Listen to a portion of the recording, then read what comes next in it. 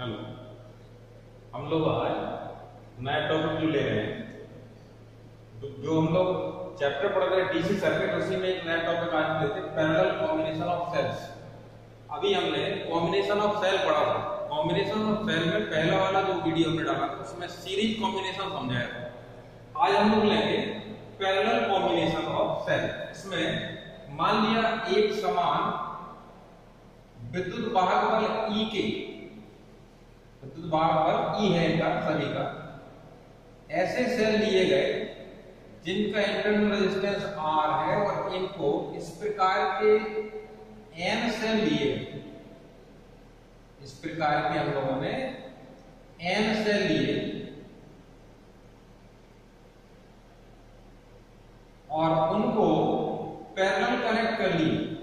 ये dot dot जो दिखा दिया है इसका मतलब है कैसे हमने n सेल ले लिए, तो चलेगा n तक, उनको पैरेलल कनेक्ट किया। प्रत्येक का विद्युत वाहक बल यानी इलेक्ट्रोमोटिव फोर्स E है, इंटरनल रेजिस्टेंस R है, इनको पैरेलल कनेक्ट कर दिया। इसके बाद एक एक्सटर्नल रेजिस्टेंस R जोड़ करके एक सर्किट तैयार कर दिया। एक्सटर्नल रेजिस्टेंस हमने लगा दिया R, इसको जोड़ करके एक सर्किट तैयार कर दिया। अब कहा जाए कि सर्किट में जो करंट बहेगी I, ये कितनी होगी, I का मान निकालना है।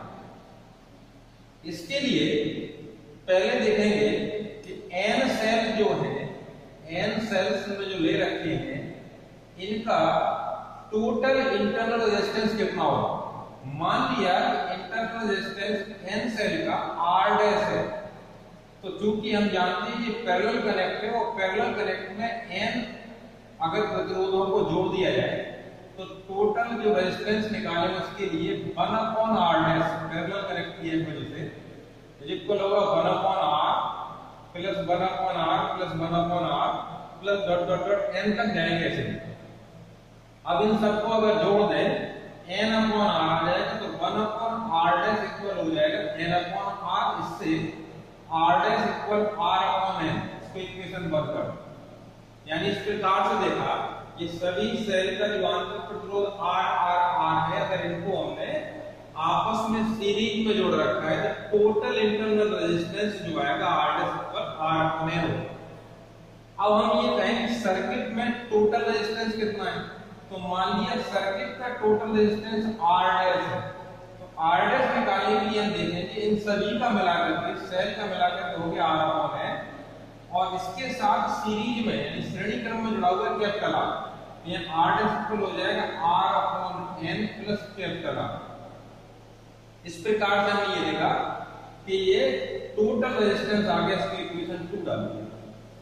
अब हम लोग जानते हैं कि किसी भी सर्किट में E equal I R dash आएगा। E क्या है, तो टोटल इनमें जो इलेक्ट्रोमोटिव फोर्स हम लोग ले रहे हैं वो E, पैरेलल कनेक्ट है इस वजह से इसमें जो इलेक्ट्रोमोटिव फोर्स आएगा वो E ही निकलेगा। अगर सीरीज में होता तो नहीं हो जाता। इसके ब्याज का अगर हम I निकालें तो I इक्वल हो जाएगा E/R डैश। इसमें हम R डैश की वैल्यू रखेंगे, आएगा E/R/n प्लस R, यानी ये वाला हमारा फॉर्मूला बन गया इक्वेशन 3, ये I के लिए बन गया। यानी इस प्रकार के सर्किट में जो करंट फ्लो होगा उसके लिए फॉर्मूला ये आता है।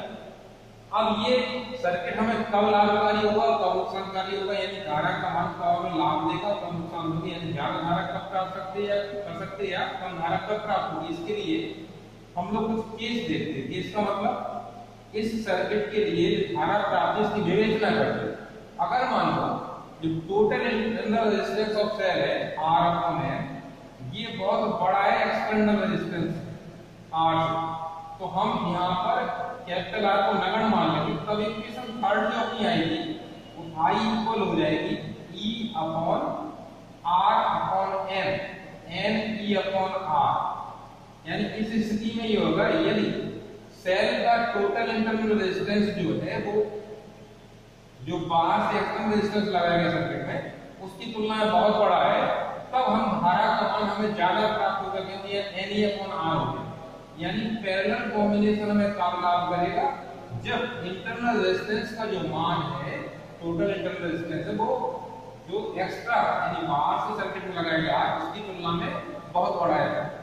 अगर हम इसमें कहें केस सेकेंड, यहाँ लेते हम तो केस सेकेंड में अगर ऐसा हो जाए इसका विपरीत हो, यानी r बहुत बड़ा हो, r अपॉन n, तब हम क्या करेंगे, तो यहाँ करेंगे I इक्वल E, यहाँ R जो लिखा है, R का मतलब है इसका एक्सटर्नल रेजिस्टेंस है, तो इसमें हम करेंगे तो E इक्वल आएगा अपना फॉर्मूला, इसको नगण्य मानेंगे R upon N, E upon R, ये लिखना रखेगा।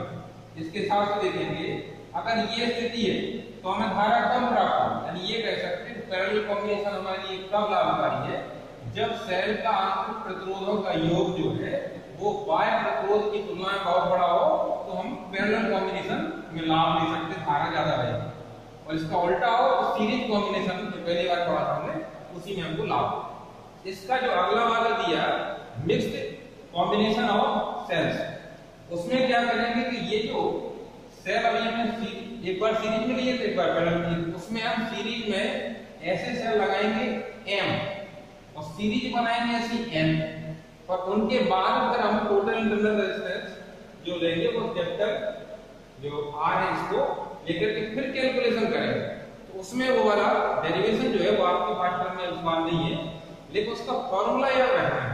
ठीक, अगर हम इसमें इस प्रकार से यहाँ पर देखें कि m सेल ले लें और n सीरीज बना लें, तो हम लोगों को जो फॉर्मूला बनता है ठीक उसको आपको लर्न जरूर कर, और इसकी विवेचना हम थोड़ी सी कल के वीडियो में करेंगे।